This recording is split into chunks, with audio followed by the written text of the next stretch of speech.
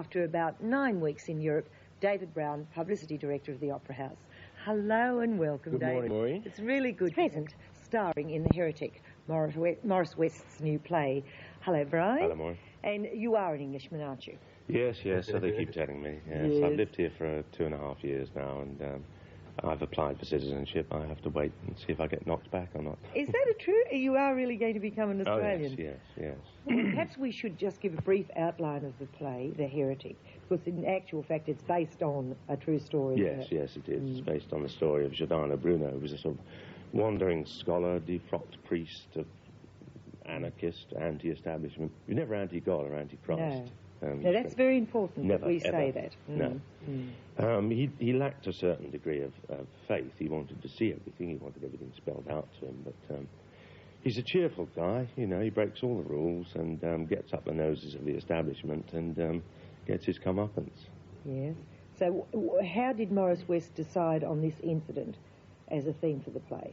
Well, Morris lived in Italy and worked in Italy, and he kept on passing this rather moody statue of a guy called Giordano Bruno, whom the students celebrate every year by starting a bonfire in the place called the Field of Flowers. And Morris became interested in him. Morris also had spent some time in a monastery when he was younger. He never took the final vows, so he knows what he's talking about and had a lot of sympathy with the man, and had a few problems with the Catholic hierarchy himself. And I think the writing of the play, Morris is very close to his subject and identifies with Giordano considerably. Yes, and I have read, in fact, so do you, because you are Catholic and you can also relate to the problems that Giordano had in the 16th century. Yes, I've had a few problems with the church myself. I was brought up a Catholic. I've gone in a sort of a full circle thing. There are certain things that Giordano says. One in particular was that the establishment wants us driven to God like sheep and not running to him like lovers shouting joy, and that sums up my attitude perfectly. I've worked all over the world, and I've been to places like the West Indies where a religious occasion there is calypso drums, and it's full of joy and sort of praise for everything that we've got. And Giordano believes in that, and he also says that the church has made a cage of words and buried God inside it, because God's, it's pretty simple really, isn't it? Love thy neighbour. Yes. I thought about the play because I took 2 of my sons to see the play, a 17-year-old that hasn't been to much theatre and my 22-year-old, and they took a while to come to grips with it. We did discuss it at home. We thought about the play because all through it, even though you know from when you walk on the stage that you're going to be burnt at the stake, you're very cheery and bright. In actual fact, I explained to my sons that at no time do you deny God. You deny the way that they are saying how to get to see God, but you weren't afraid of death, which is really one of the teachings of God. And you were quite cheery because you were going to meet your Maker. I mean, that's how I saw the play, and David has seen the play. What do you think yourself? I agree with you, Well, within however long you like to put it, a couple of minutes of his death at the stake, he finds out the truth, which he's been looking for all his life. But he's a great lover of life, and it's a shame that his life has to be sacrificed for him to find the answers to the questions that he's been asking all his life. Yes. But it's a great pleasure to play the man. Yes. It's interesting, too, the verse drama. That must be much more difficult for actors such as yourself to remember the lines. Oh, well, it's a bit like a bricklayer. You know, you say, well, how do you mix the cement? I mean, the learning of lines is the very least of the problems. Really?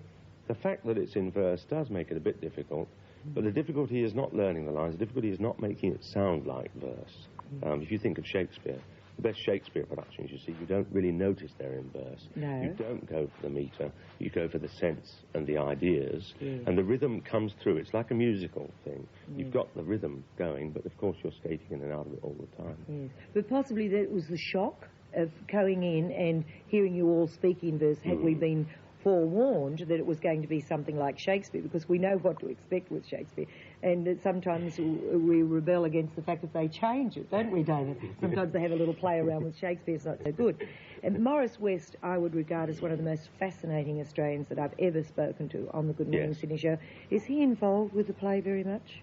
Yes, Morris is deeply involved, obviously as the writer, and it was a very personal work for him.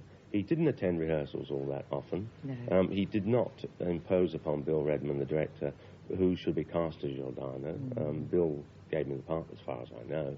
Yes. Les Morris was peeping through the keyhole. I don't know. Yes. But as far as the play is concerned, I feel that it's a great message of joy, even though the man burns at the end. That's it. And I That's think it. anyone who's been touched by any form of Christianity, either having doubts about it or being certain about it, should come and see the play. I don't think it's boring. The problems to begin with are there's quite a bit of European history to be assimilated, and the verse, it's not the verse, it's the style of speaking. But once you start to get tuned in, and the second half, I think, becomes very exciting and very tense. Yes. And, of course, David, did you mention that it was on at the Playhouse at the I did mention, I don't think I did mention No. it, but it is on in the Playhouse. Yes. It's evenings at 8, Monday to Friday. There's a matinee, which is an interesting one for the mums and the grandmums. It's a matinee, it's a funny word to use, but it's 10:30 in the morning on Wednesday there's a performance, which is the first time I think we've actually done something like this in the Opera House, so if you're coming in town, it's quite a nice idea to do that, and then go shopping or whatever afterwards. And the matinee on Saturdays at 2:30, and the performance on Saturdays at 8:30. Yes, and we're well over time, but I just want to very quickly show you this picture. Can you see it very well on camera? Because it might double shine up. But that is exactly the statue that is seen in Italy, and that is Giordano Bruno before he went to the stake. And that's how the play starts, very dramatic. Yes. And we've been speaking to Bryan Marshall, who plays Giordano Bruno, and I've been welcoming back my dear and lovely friend, David Brown, who has returned from his long trip. Thanks very much, Thank you very Bryan. much, and thank you to Bryan. Right, thank you. And now it's straight over to Pam Noon.